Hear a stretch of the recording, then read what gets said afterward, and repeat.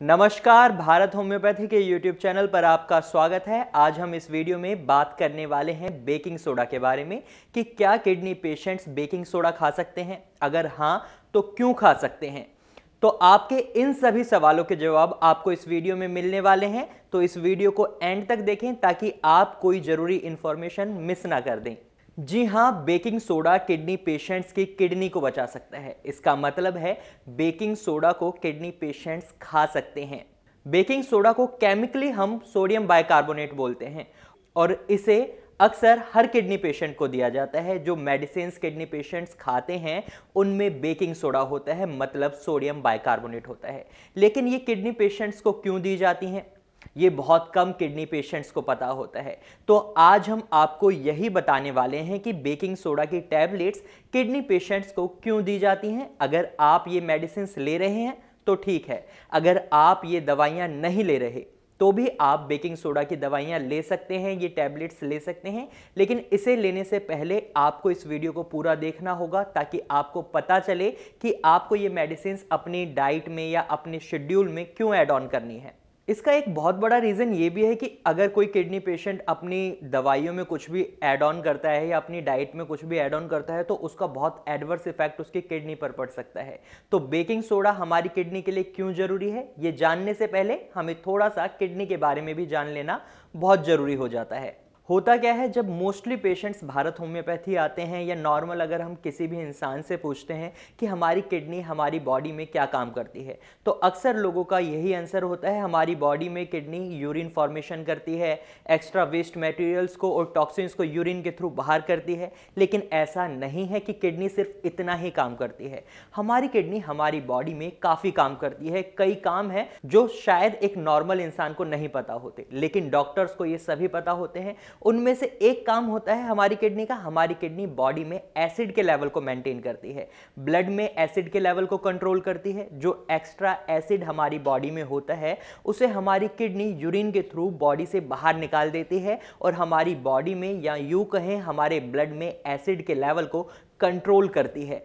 इसी वजह से हमारा यूरिन एसिडिक नेचर का होता है, क्योंकि उसमें एसिड होता है। अगर आप यूरिन टेस्ट करवाते हैं तो आप अपनी रिपोर्ट्स में देख सकते हैं कि आपका यूरिन एसिडिक नेचर का होता है।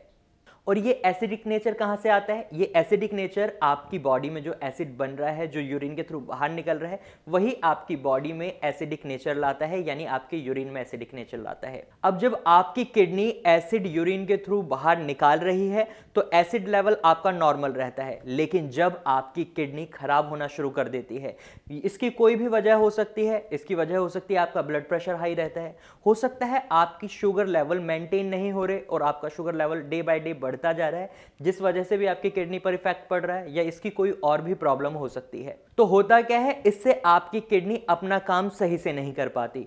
तो जो ये एसिड होता है वो बॉडी में स्टोर होने लगता है, हमारे ब्लड में स्टोर होने लगता है। जैसे क्रिएटिनिन हमारी बॉडी से बाहर नहीं निकल पाता जब हमारी किडनी में कोई प्रॉब्लम आती है, वैसे ही ये एसिड हमारी बॉडी से बाहर नहीं निकल पाता और ये एसिड हमारी बॉडी में स्टोर होने लग जाता है। और जब ये एसिड हमारी बॉडी में इकट्ठा होता जाता है, हमारे ब्लड में इकट्ठा हो जाता है, तो इससे क्या होता है, इससे हमारा ब्लड एसिडिक हो जाता है। और इतना तो हम सबको पता है, एसिड किसी भी चीज पर अगर गिराया जाए या गिर जाए तो वो उस जगह को नुकसान पहुंचाता है, जलन सी महसूस हो सकती है, जला देता है।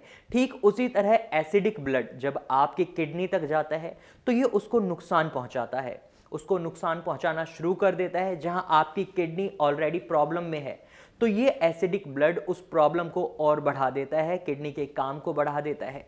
ऐसा मैं इसलिए बोल रहा हूं क्योंकि ऐसा हमने हमारे कई पेशेंट्स में देखा है। होता क्या है, जब क्रिएटिनिन लेवल 3 या 4 तक पहुंचता है तो ऐसी स्थिति में आपकी बॉडी में जो एसिड है वो इतना स्ट्रांग नहीं होता कि आपकी बॉडी के टिश्यूज को नुकसान पहुंचाए, किडनी को नुकसान पहुंचाए। पर जैसे जैसे आपका क्रिएटिनिन लेवल 4 के पास पहुंचता है या 4 को क्रॉस करता है तो ये एसिड इतना स्ट्रांग हो चुका होता है उस टाइम तक कि ये एसिड आपकी किडनी को नुकसान पहुंचाना शुरू कर देता है। जब आपकी किडनी ऑलरेडी डैमेज है और उसके ऊपर से एसिड भी आपकी किडनी को नुकसान पहुंचाना शुरू कर देता है तो होता क्या है, आपका क्रिएटिनिन लेवल एकदम से बढ़ना शुरू हो जाता है। यानी आप इसको इस तरीके से देखिए, जब आपका क्रिएटिनिन लेवल 2 था तो उसे 2 से 3 तक तक पहुंचने में लगभग 1 साल का समय लगता है। ऐसे ही 3 से 4 तक पहुंचने में उसे लगभग 6 महीने का समय लग जाता है। लेकिन जब आपका क्रिएटिनिन लेवल 4 के आसपास पहुंचता है तो ये एकदम से बहुत तेजी से बढ़ने लगता है। 4 से 5 कुछ ही महीनों में हो जाता है और फिर ये तेजी से इतना तेज बढ़ता है कि आप ये मान लीजिए कि आपका 5 से जो क्रिएटिनिन लेवल है 8 कुछ 1 महीने में ही पहुंच जाता है और ये काफी रिस्की सिचुएशन हो जाती है। लेकिन ये होता क्यों है? ये ऐसा इसलिए होता है, इस वक्त आपके किडनी प्रॉब्लम के साथ साथ एक और प्रॉब्लम आपकी बॉडी में बन जाती है, मेटाबॉलिक एसिडोसिस। अब ये मेटाबॉलिक एसिडोसिस क्या है? ये सिचुएशन वही है जब आपकी बॉडी में एसिड एक्सेस अमाउंट में स्टोर हो जाता है और आपके बॉडी पार्ट्स को डैमेज करना शुरू कर देता है। अब इस एसिड को हम एकदम बॉडी से बाहर तो निकाल नहीं सकते, तो हम क्या कर सकते हैं? हम इस एसिड को न्यूट्रलाइज कर सकते हैं, बॉडी में ही हम इसको ठंडा कर सकते हैं, इसको शांत कर सकते हैं, इस एसिड की जो आग है उसको बुझा सकते हैं। इसको इस तरीके से समझिए, जब आपको एसिडिटी होती है तो आप क्या करते हैं? आप सोडा पीते हैं। इससे क्या होता है? जो आपके पेट में एसिड होता है वो ठंडा हो जाता है, शांत हो जाता है, न्यूट्रलाइज हो जाता है। ठीक इसी तरह आपके ब्लड में जो एसिड है, जो तेजाब है, उसे हम सोडा से ही शांत करेंगे। और सोडा कौन सा? Baking soda. और ये बेकिंग सोडा हमें बड़े आराम से मार्केट में मिल जाता है और इसकी टैबलेट्स भी हमें मार्केट में बड़े आराम से मिल जाती है। इसीलिए हम किडनी पेशेंट्स को अपनी टैबलेट्स में या यूं कहें अपनी मेडिसिन्स में बेकिंग सोडा की टैबलेट्स को ऐड ऑन करने की सलाह देते हैं और कई किडनी पेशेंट्स पहले से ही इसको ले भी रहे होते हैं। तो पहले तो मैं आपको क्लियर कर दूं, बेकिंग सोडा आपके किडनी फेलियर को रोकता नहीं है, ये किडनी फेलियर की सिचुएशन को काफी धीमा कर देता है और ये किडनी पेशेंट के लिए काफी जरूरी है, क्योंकि जितना धीरे धीरे आपकी किडनी डिजीज बढ़ेगी उतना ही ज्यादा टाइम पेशेंट और डॉक्टर्स के पास होता है किडनी की रिकवरी के लिए, किडनी के फंक्शंस को इंप्रूव करने के लिए। अब आपको कैसे पता चलेगा कि आपकी बॉडी में एसिड लेवल बढ़ रहा है? तो इसके लिए जब भी आप टेस्ट करवाने जाते हैं, जब आप KFT करवाते हैं, तो उसके साथ ही आपको क्या करना है? सीरम बाइकार्बोनेट का टेस्ट भी करवाना है। सीरम कार्बोनेट को हम कुछ इस तरीके से समझ सकते हैं। सीरम कार्बोनेट जो टेस्ट होता है, सीरम मतलब हमारा ब्लड और बाइकार्बोनेट मतलब सोडा। तो ये टेस्ट आपको बता देगा कि आपके ब्लड में कितना एसिड है या कितना तेजाब है, क्योंकि हमारे ब्लड के अंदर बाइकार्बोनेट आयंस हमेशा ही होते हैं। ये नहीं है कि आप सोडा ले रहे हैं तो आपके बॉडी के अंदर सोडियम बाइकार्बोनेट्स बन रहे हैं, वो ऑलरेडी आपकी बॉडी के अंदर होते हैं। इसका नॉर्मल लेवल क्या होता है? तो इसका नॉर्मल लेवल होता है 22 से 29 के आसपास आपको आपकी बॉडी में सोडियम बाइकार्बोनेट्स मिलते हैं। इस टेस्ट से ये पता चलता है कि आपका ब्लड एसिडिक है या नहीं। जैसे ही बाइकार्बोनेट कम होना शुरू होते हैं तो इसका मतलब है आपकी बॉडी में एसिड बढ़ गया है और इसी वजह से हमें बाइकार्बोनेट हमारी बॉडी में डालने पड़ते हैं। किस फॉर्म में? जी हाँ, बेकिंग सोडा की फॉर्म में। ये जो बेकिंग सोडा टैबलेट्स आती हैं उस फॉर्म में आप इसको अपनी बॉडी में इनटेक करते हैं। अगर आपका क्रिएटिनिन लेवल लगातार तेजी से बढ़ता जा रहा है तो हो सकता है आपकी बॉडी में एसिड लेवल बढ़ रहा है। तो ऐसे में आप मेटाबॉलिक एसिडोसिस सिचुएशन को फेस कर रहे हैं।